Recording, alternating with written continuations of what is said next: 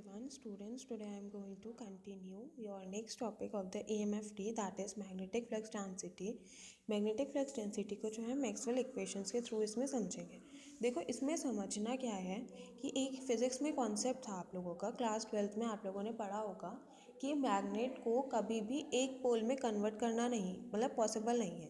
इसका मतलब ये है, एक मैग्नेट अगर आपने लिया, आप उसके कितने भी पीसेस करोगे, अगर आप ये चाहो कि नॉर्थ पोल ही रहे या फिर सिर्फ साउथ पोल ही रहे, तो वो पॉसिबल नहीं है। ठीक है, अब वही चीज़ जो है हम इसमें पढ़ेंगे कि आप क्या एक चार्ज ले सकते हैं। जैसे डाइपोल में मैंने बताया था सिस्टम होता है दो चार्जेस का, तो क्या हम एक चार्ज ले सकते हैं, उसके थ्रू कोई फील्ड बनेगी या फिर नहीं बनेगी।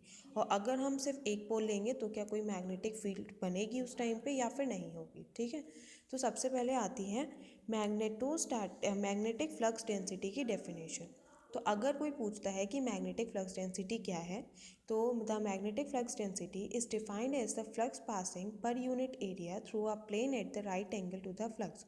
मैग्नेटिक फ्लक्स डेंसिटी को आप कैसे डिफाइन कर सकते हैं कि कितना फ्लक्स जो है पर यूनिट एरिया के पास हो रहा है, जो कि उस टाइम पे कितना एंगल बनाएगा, 90 डिग्री का एंगल बना रहा है। मतलब एक आपने एरिया ले लिया, उसमें से कितना फ्लक्स पास हो रहा है, 90 डिग्री का एंगल बनाता हुआ, उसको आप क्या बोलेंगे, मैग्नेटिक फ्लक्स डेंसिटी बोलेंगे।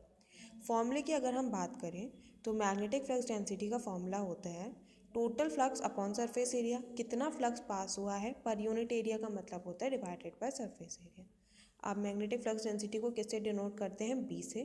टोटल फ्लक्स जो होता है फाई से दिखाया जाता है, और जो सरफेस एरिया आपने यहाँ पे एस ले लिया है। फाई की वैल्यू क्या होगी, वेबर।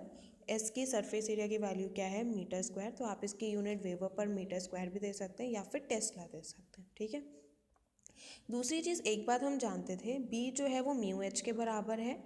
म्यू क्या होता है आपका, परमिएबिलिटी होता है। और आपका अगर आप म्यू की बात करें, म्यू की value mu naught mu r के बराबर होती है। म्यू नॉट जो होती है आपकी परमिएबिलिटी फ्री स्पेस की होती है, म्यू आर रिलेटिव परमिटिविटी होती है। ठीक है, परमिएबिलिटी होती है। म्यू नॉट की जो वैल्यू है 4π×10⁻⁻6 हेनरी पर मीटर होती है। ठीक है, फ्री स्पेस में अगर हम बात करें तो म्यू आर जो होती है वो 1 हो जाता है, तो सिर्फ आपका फॉर्मूला क्या बचा, म्यू नॉट एच बचा। तो ये फ्री। दूसरा होता है total flux passing through the close surface की, मतलब अगर आपको ये बताना है कि एक क्लोज सरफेस में से टोटल फ्लक्स कितना पास कर रहे हैं, तो आप इस फॉर्मूले से बताएंगे। ठीक है, phi is equals to close integration of B dot d S. इससे आप क्या करेंगे, टोटल फ्लक्स बताएंगे। अब आता है इलेक्ट्रोस्टैटिक फील्ड में। हाँ, मैंने वही बताया था कि अगर आप एक चार्ज को कंसिडर करेंगे तो क्या होगा। अब आपने इलेक्ट्रोस्टैटिक फील्ड में माना कि आपका सिर्फ क्यू चार्ज था, एक क्लोज सरफेस है ये, और इससे क्या है, आपकी इलेक्ट्रिक फील्ड लाइंस निकल रही हैं। तो इसका फॉर्मूला क्या बन जाएगा, phi is equals to close integration of D dot d S. किसके बराबर है, क्यू चार्ज के बराबर है, जो चार्ज उसने इनक्लोज करा। ठीक है, फिर यहाँ पे वही लाइन लिखी है, it is possible to have an isolated electric charge. मतलब ये पॉसिबल है कि आप एक चार्ज ले लो, लेकिन magnetic charge does not exist. लेकिन मैग्नेटिक चार्ज जो है वो आइसोलेटेड मैग्नेटिक चार्ज एग्जिस्ट नहीं करता। The reason is that magnetic flux line always, क्योंकि मैग्नेटिक फ्लक्स लाइन का क्या होता है, ये एक पोल से स्टार्ट होकर दूसरे पोल पे जाकर मिलती हैं हमेशा।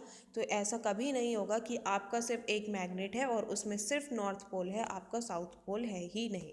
क्योंकि हमेशा का इससे जो भी फील्ड लाइन निकलेंगी वो कहीं पे जाके, जहाँ भी जाके मिलेंगी, वो साउथ पोल आपका बनाएगा। ठीक है, तो मैग्नेटिक फील्ड में क्या हो जाएगा, बी डॉट डी एस जो होगी उसकी वैल्यू 0। तो आपका, अगर आप इस वाले उससे देख रहे हैं मैक्सवेल की उससे, तो फिर आपका close integration of V B dot d V equals to 0।